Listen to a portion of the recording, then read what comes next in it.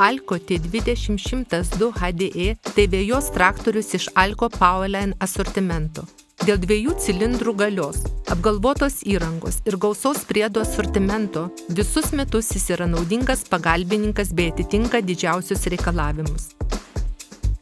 Pjovimas, surinkimas arba mulčiavimas. Dėl 3 skirtingų funkcijų jis puikiai tinka dideliems sodams prižiūrėti.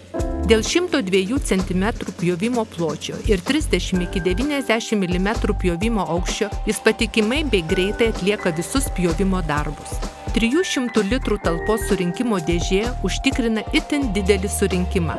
Paspaudus mygtuką, jį ištuštinama automatiškai. Mygtuku taip pat paprastai įjungiamas ir elektromagnetinis pjovimo mechanizmas. Dėl žemai esančio pastovo ir paliktos didelės erdvės kojoms patogu užlipti bei nulipti. Norint užtikrinti optimalią sėdėjimo padėtį, vairuotojo sėdynę galima tiksliai sureguliuoti pagal naudotojo ūgį.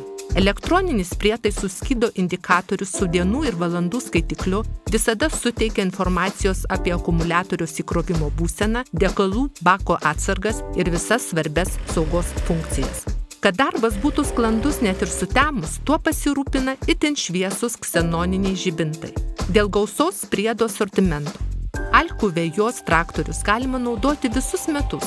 Asortimente taip pat yra sniego verstuvas, šlavimo mašina, priekaba ir vėjos volas.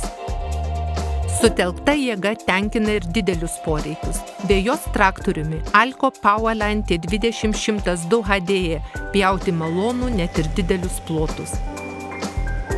Alko. Quality for life.